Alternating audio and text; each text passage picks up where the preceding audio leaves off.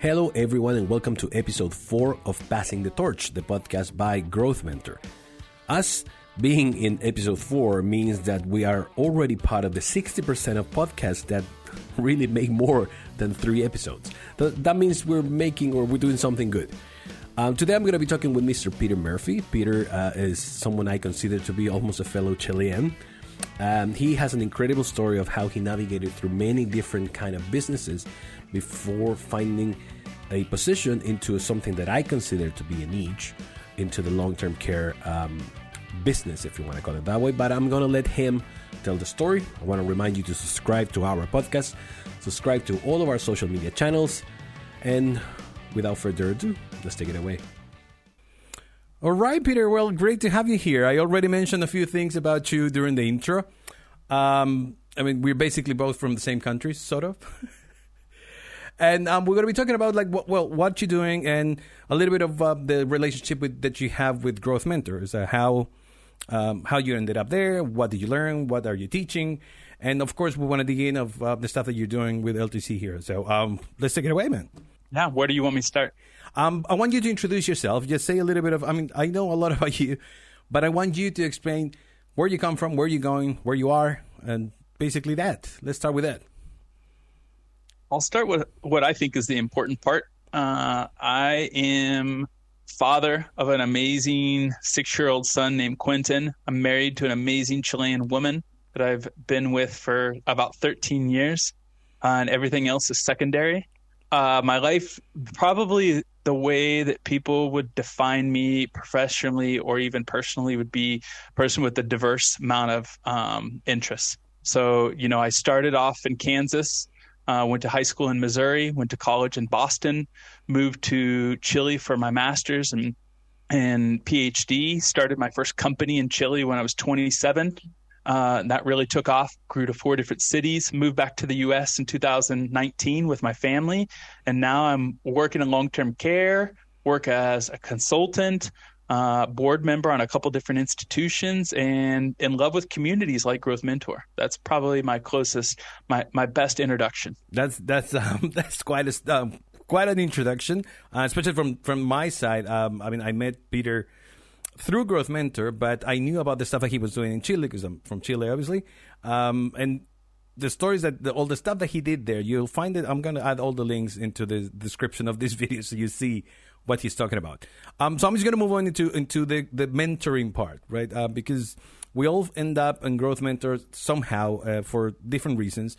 But how was your experience? How, did you come for help? Did you offer your help? How did you end up in GrowthMentor? I don't remember how I found GrowthMentor, but I found GrowthMentor as a mentee first. And I remember when I first reached out to Foti, the founder, I thought that it was a scam, because I thought that the amount of value that he was promising from this cool, well configured, well vetted community of kind of coaches seemed too true to be good, too good to be true, and too inexpensive. And then when I met him, I'm like, no, this guy's just building, and there's a lot of altruism in this. I signed up the very next day as a mentee. The reason I came in was I have spent the first 39 years of my life in the B2C world. So business to customer, business to client. So basically selling products directly to someone without there being a bunch of decision makers in there. And when I got into healthcare, became the VP of marketing at a healthcare software company, 1, I'd never sold software. 2, I'd never sold enterprise software. 3, I'd never sold to 5 decision makers, and selling software that's somewhere between $50,000 to $150,000 a year was different than selling bicycle tours, walking tours, or even doing a TV show. So I needed to be skilled up very fast. And I booked probably 5 to 10 calls a month from about December of 2020 till about February 15th, 2021, about 2.5 months. I used it. Yeah, I used it like I was preparing for a marathon. And I think I met everyone, the founding mentors. I think I met all of them. And soon thereafter, once I knew where I was in the healthcare space, I reached out to Foti and I said, I want to be a mentor and I want to pay back to everything I got. So my incubator phase as a student was about 2.5 months, 3 months, and then moved over. And now I play both roles. I probably book about 2 or 3 calls a month as a mentee, and I probably do about 6 to 10 calls a month as a mentor. Oh wow, that's quite a lot, man. Because I'm right now I'm not doing many, but the fact that you went from a mentee and you felt ready to become a mentor, like to bring your experience into other people's. But how did you feel, or when was the moment that you said, you know what, I can do this because I have a lot to give or a lot to say? Was it that, or you felt that you had a lot of experience that you wanted to share? Was it more like a something that you wanted to do, or is you just like, all right, well, I can do it? I mean, I think I knew right away from the beginning that I was going to be a good, if not great, mentor. I've belonged to other communities where the premise isn't based around coaching or mentoring like GrowthMentor, but the role or the value that I give inside of that is similar to what I give inside of GrowthMentor. So I'd had probably 100 to 150 international interns come through my travel company in South America. And I had taken, entry-level liberal arts students who are studying Spanish and they're from France. And I had taught them how to become a very good marketer within 3 to 5 months by engaging them, empowering them, setting SOPs, creating systems. So I knew that I would be able to do the mentor side. I just needed that same thing for me when I first got into healthcare. I remember that the one of the calls that we had, and I had with you, it was about this new it's not a new project anymore, but this project that you had with LTC Heroes. And at the time, when you mentioned it, I couldn't understand the market because it's such a unique market, and it's not a niche because there's plenty of money around the market. But you totally created something that it changed the way people communicate between the market. Can you tell me a little bit more about LTC Heroes? Because it's what you built to me is impressive and I love it.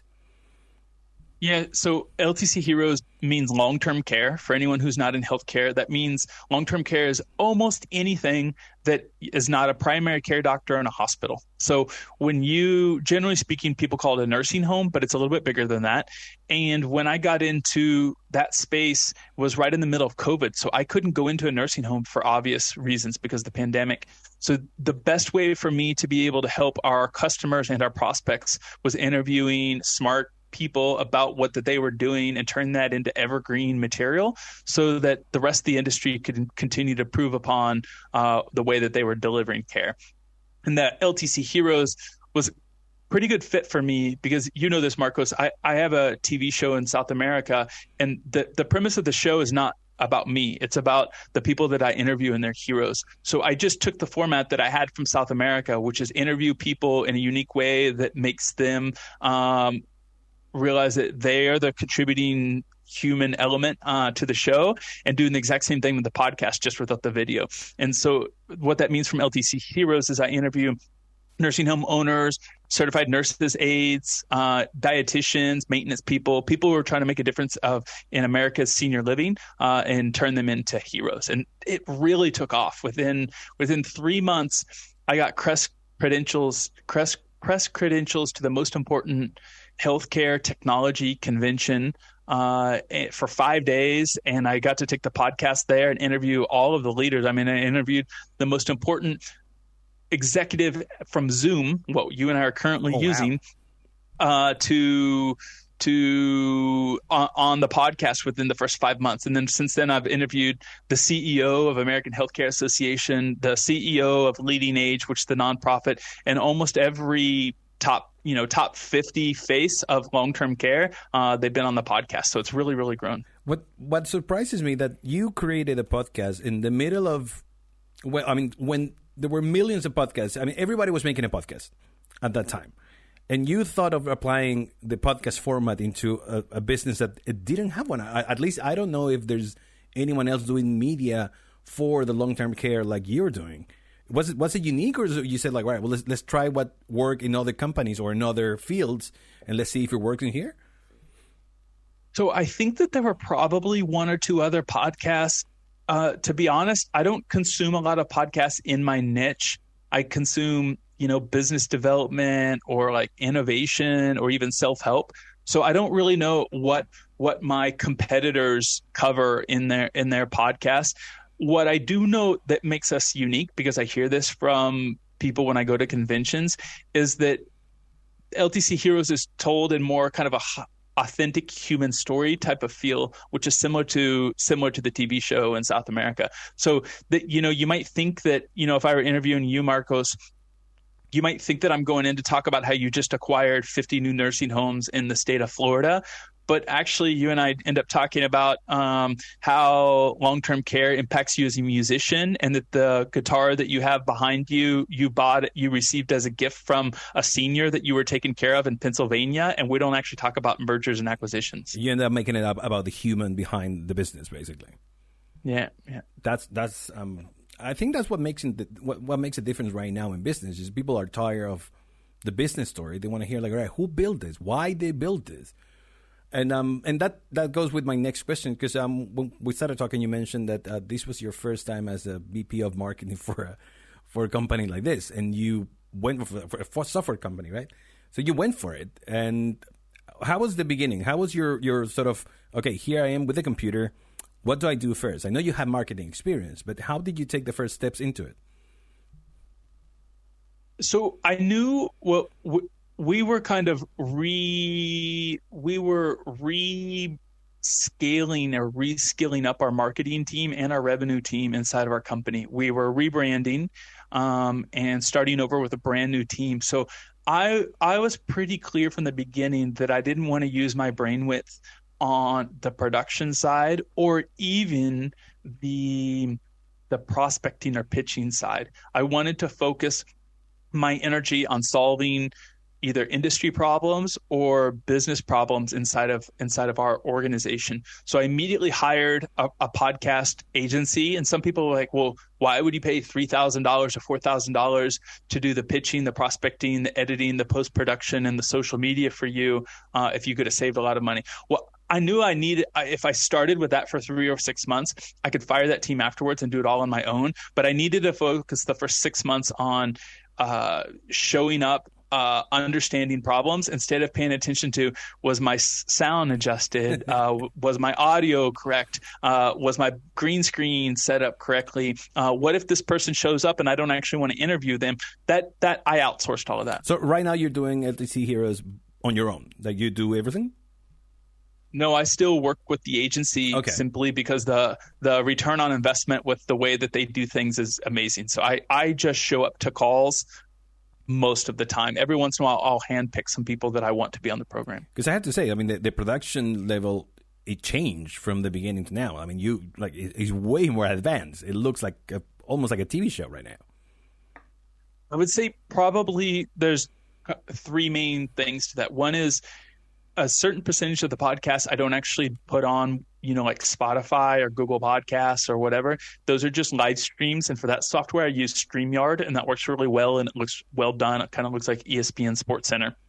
That's one. The second one is I just feel more comfortable, right? Like Marcos, if I threw you into an industry tomorrow, let's say, like you're going to work in construction and you have to do a podcast around construction, you might feel so insecure talking about foundations and contractors. Well, that's how I felt for my first year. I was around these people who've been working in post-acute care in the United States and in technology for 10 to 30 years. And I was this guy who ran a bicycle tour company in South America. I had so much imposter syndrome that it showed up in all of my interviews. But I mean, and believe me, yours is one of the few podcasts I also follow, especially because I like the way you handle the human side. But I think that sort of, I don't know much what I'm talking about here. That made it even more authentic. That's you asking the real questions. That's you asking like what you really care. You're a sociologist, right? Say that again. What were your studies on? My studies and backgrounds in Spanish and sociology, Okay. and then my postgraduate in political science. So nothing So related to healthcare. But you do know people.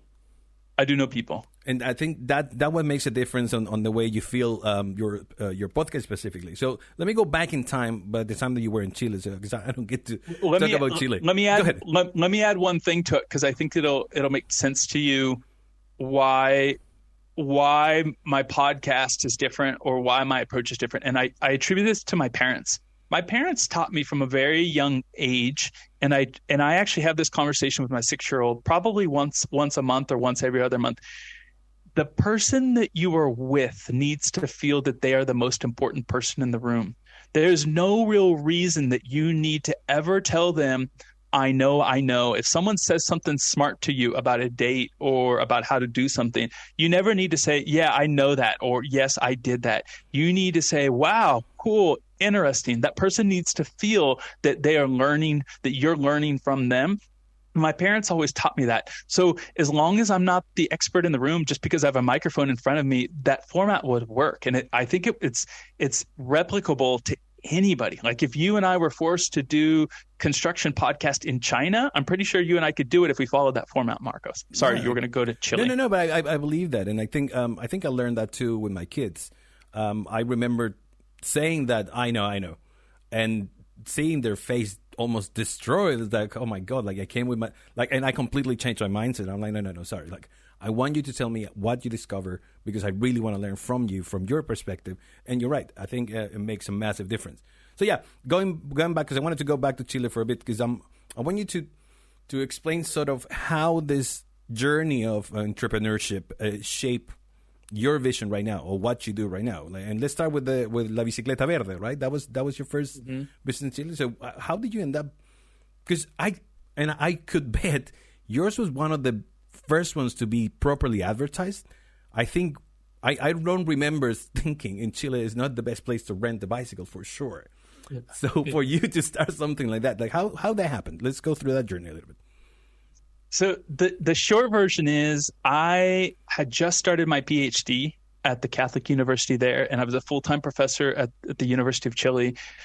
So I was spending 40 to 60 hours a week as an academic, and I wasn't making much money. And I realized that academia, I can't speak for academia in the rest of the world, but academia in Chile, your first 20 years is filling up coffee for a lot of people and then writing papers and somebody else putting their name on it and saying that they wrote it with you.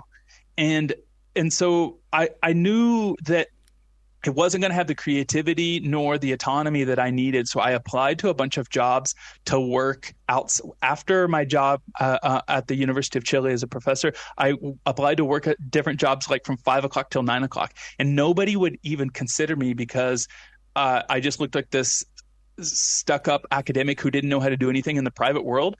So I was forced to create my own company. And the only company that I could think of that I knew that I could do better than any Chilean right away was something in English and something in travel, because hospitality in Chile, when I moved there in 2005 or 2004, was really subpar. Like Absolutely. Hospitality in Chile's gotten a lot better because of immigrants, like Venezuelans and Colombians and Peruvians have made hospitality a lot better. But we were really bad at making people feel welcome in our country for the first couple of years. So when I walked in with Spanish or when I walked in with English and I walked in with hospitality, I knew that I could growth hack any travel company faster than any Chilean.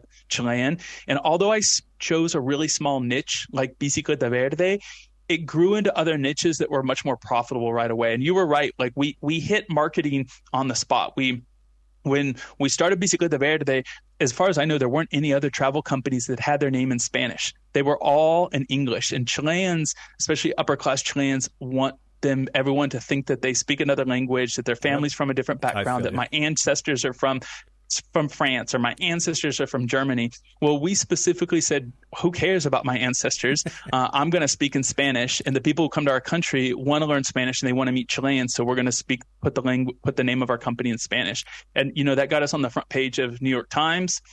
We got in New York Times twice. We had customers like Beyonce and Paul McCartney and Aerosmith. All of those people have come into our office. And so our branding took us off really quick. I think I was in Chile at that time, and I remember reading about it. And for me, it was like, all right, well, that's a very unique, because otherwise, yeah, any other gringo would have called it Murphy's Bikes or whatever, you know what I mean? And you did a great job. And then how the TV show came. Like the TV show, I missed it, but I find out because one of my friends used to work, I think, in Juan Manuel Aburto. He used to work there, and he started posting about like aquí te las traigo Peter and blah blah blah. And I started checking out, and it was what it was missing at that time. I mean, now there are plenty of shows similar, but maybe because you started it. But how did you end up from like your venture into like in front of the TV? So every springtime in Chile, which is about September, October, November, all of the popular TV channels come around and they find what is up and coming in the summer. And they would always knock on our door at La Bicicleta Verde, the bicycle company, and say, hey, what do you got going on new? Are you going to a new vineyard? Are you doing a new cultural tour? And we would say, yeah, we're doing this. And they say, can we come out and film? So in those 3 months, 5 to 15 channels would come through and do small little pieces of press on us, 2 minutes, 5 minutes, 60 seconds, whatever. Well, one of those programs was a little bit different, and it was called Vuelta a la Manzana. For anybody in English, that means like, let's do a loop around the neighborhood. And they specifically asked me to show off my favorite neighborhood where I lived in Santiago called Recoleta. And they had me do it on a bicycle. So that program wasn't 5 minutes. Rather, that program was like 15 minutes, which is a full day of filming. So like 12 hours of filming gets you about 15 minutes of TV. And on that specific day when I was filming, at lunchtime, one of the bosses showed up and started having lunch and asked a lot of questions. I'm like, that's odd. I've never had a boss show up when I'm doing recording. And I think what happened was the person either wanted to get a feel for how we were doing, or the person heard from one of the kind of co-directors, hey, this might be somebody who can do their own program. And he reached out to me about 5 days later, asked me to go out to dinner and drinks with him and said, hey, what if we do a program just with you? And I said, let's call it Aquí te los traigo Peter, which in English means like I'm bringing my A game, or I'm the best you're ever going to see. But it's ironic, right? It's making fun of me because I can't do the jobs well. But I love the approach because like most Latin American countries, we always like to look good to the foreigners, right? We have this thing that we want to impress them. So that the format of the show was incredible. And again, I'm going to add that link so you guys at home can watch it. Just to start closing a little bit our conversation, because I know you have a tight schedule. What I want to ask you is, what will be the journey that all journeys are different, but that you recommend people to take, or what's the road that you think is more optimum for entrepreneurs? Is it just study a lot? Is it just failing a lot? Trying to what worked for you, and what's something that you would recommend in a mentor call, for example? I have a strong opinion on this. I don't have a strong opinion about what you shouldn't do, because there might be something that works for you that wouldn't work for me. But I can tell you that if I were to start all over again, or my son came to me and he was 22 years old and said, hey, I don't, what should I do? I'm pretty strong about having a very frank conversation with a founder that's a size of a team of somewhere between 2 and 15 employees that is already making money, so that you don't have to worry about getting paid at the end of the month. Reaching out to that person saying, hey, I'm willing to work on the cheap, and I'll do 50 to 75% of my tasks are following SOPs and doing trivial, mundane work. But I want to be mentored, and I want to be coached up, and I want to know that when you have your next hire for someone big, I want to apply for that. So I want to basically move from an intern of $500 a month to being either the sales manager or the CMO or the project manager at your next hire. And I find that young entrepreneurs who are at that size of the company like go-getters. They don't really care about your resume. So if I were giving advice to myself again, I would say, Peter, you don't need to go to college. Go to any college, the cheapest, and just finish it. Learn how to write, learn how to think, read philosophy, sociology, talk to your teachers, get mentored by your teachers. Don't worry about what school you're going to if you want to be an entrepreneur. Find a young Marcos who's 28 and already has a product that works or already has a service that sells, and say, hey, Marcos, I want to be your intern. I want to learn how to do WordPress. I want to learn how to do email copy. I want to work 5 hours a week underneath your ads person. I want to go to your strategic planning meeting. And the next time you fire someone, I want you to record it. Will you share it with me and tell me how to hire, fire, and skill up? And I think if you have that conversation, 9 out of 10 smart entrepreneurs will take that person underneath your wing. I really like this whole learning. I mean, that's the only way to grow, really, just to learn.